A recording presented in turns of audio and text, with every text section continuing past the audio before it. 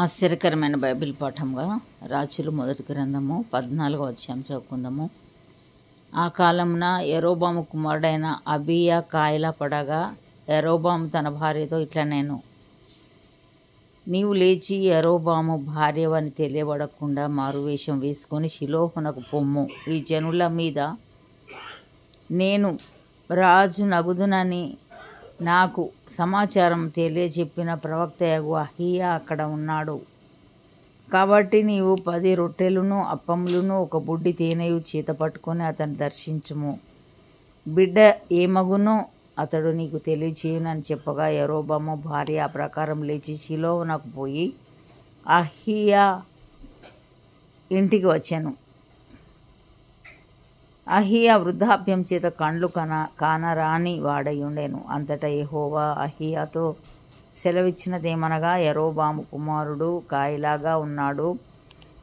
అతని గూర్చి నీ చేత విచారించుటకై యరొబాము భార్య వచ్చుచున్నది. ఆమె మారువేషం వేసుకొని మరి ఒకతే అయినట్టుగా వచ్చుచున్నది గనుక నేను నీకు సెలవిచ్చునట్టు నీవు ఆమెతో చెప్పవలెను. అంతలో అహీయా ద్వారం లోపలికి వచ్చునామె కాలి చప్పుడు విని ఆమెతో ఇట్లా యరొబాము భార్య లోపలికి రమ్ము. నీవు వేషము వేసుకొని వచ్చుట ఎలా? కఠినమైన మాటలు నీకు చెప్పవలెనని నాకు ఆజ్ఞయాయెను. నీవు వెళ్ళి యరొబాముతో చెప్పవలసినదేమనగా, ఇశ్రాయేలీయుల దేవుడైన యెహోవా ఈ ప్రకారం సెలవిచ్చుచున్నాడు. నేను నిన్ను జనులలో నుండి తీసి హెచ్చింపజేసి ఇశ్రాయేలు వారను నా జనుల మీద నిన్ను అధికారిగా నియమించి దావీదు సంతతి వారి యొద్ద నుండి రాజ్యమును తీసి నీకిచ్చి ఉండినను నా ఆజ్ఞలను గైకొని మనపూర్తిగా నన్ను అనుసరించి నా దృష్టికి ఏది అనుకూలమో దాన్ని మాత్రమే చేసిన నా సేవకుడైన దావీదు చేసినట్టు నీవు చేయక నీకంటే ముందుగా ఉండిన వారందరికంటేనూ అధికంగా కీడు చేసి ఉన్నావు. నన్ను బొత్తిగా విసర్జించి ఇతర దేవతలను పోత విగ్రహములను పెట్టుకొని నాకు కోపం పుట్టించి ఉన్నావు. కాబట్టి యరొబాము సంతతి వారి మీదికి నేను కీడు రప్పించుచు ఇశ్రాయేలు వారిలో అల్పులు గాని ఘనులు గాని లేకుండా మగవారినందరినీ యరొబాము వంశం నుండి నిర్మూలం చేసి పెంట అంతయు పోవునట్లుగా ఒకడు అవతలకు దానిని ఊడ్చివేసినట్లు యరొబాము సంతతిలో శేషించిన వారిని నేను ఊడ్చివేయుదును. పట్టణమందు యరొబాము సంబంధులలో మరణమగు వారిని కుక్కలు తినును, బయట భూమిలో మరణమగు వారిని ఆకాశ పక్షులు తినును. యెహోవా మాట ఇచ్చి ఉన్నాడు. కాబట్టి నీవు లేచి నీ ఇంటికి పొమ్ము. నీ పాదములు పట్టణములో ప్రవేశించినప్పుడే నీ బిడ్డ చనిపోవును. అతని నిమిత్తము ఇశ్రాయేలు వారందరూ అంగలార్చుచు సమాధిలో అతనిని పెట్టుదురు. ఇశ్రాయేలీయుల దేవుడైన యెహోవా యరొబాము సంబంధులలో అతని యందు మాత్రమే అనుకూలమైన దాన్ని కనుగొనెను గనుక యరొబాము సంతతి వారిలో అతడు మాత్రమే సమాధికి వచ్చును. ఇదియుగాక యెహోవా తన నిమిత్తము ఒకని ఇశ్రాయేలు వారి మీద రాజుగా నియమింపబోచున్నాడు. ఆ దినముననే అతడు యరొబాము సంతతి వారిని నిర్మూలం చేయును. కొద్ది కాలంలోనే ఆయన అతని నియమింపబోవును.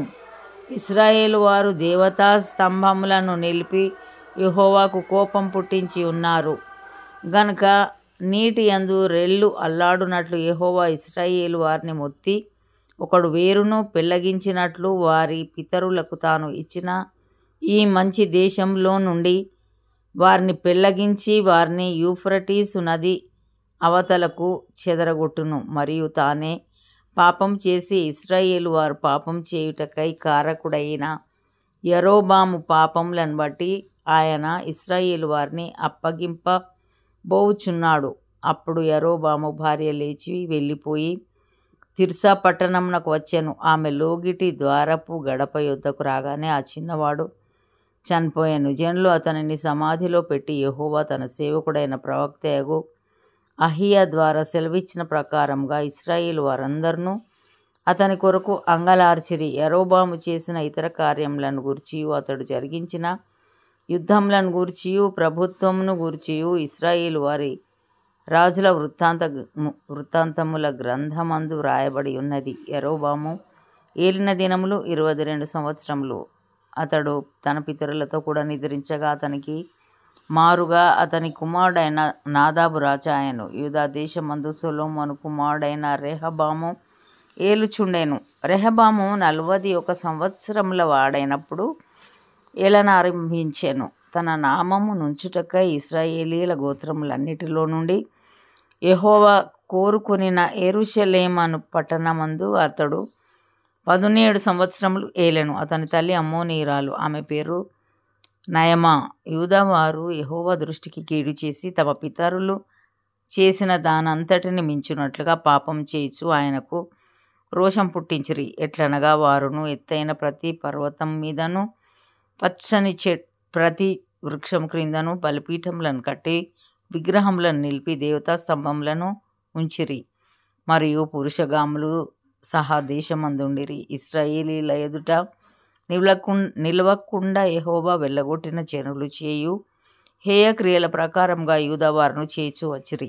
రాజైన రెహబాం యొక్క 5వ సంవత్సరం మందు ఐగుప్తు రాజైన షీషకు యెరూషలేము మీదికి వచ్చి యెహోవా మందిరపు ఖజానాలోని పదార్థములను, రాజనగరు యొక్క ఖజానాలోని పదార్థములను ఎత్తుకొని పోయెను. అతడు సమస్తమును ఎత్తుకొని పోయెను. సొలొమోను చేయించిన బంగారపు డాళ్లను అతడు ఎత్తుకొని పోయెను. రాజైన రెహబాము వీటికి మారుగా ఇత్తడి డాళ్లను చేయించి రాజనగరు ద్వారపాలకులైన తన దేహ సంరక్షకుల అధిపతుల వశము చేసెను.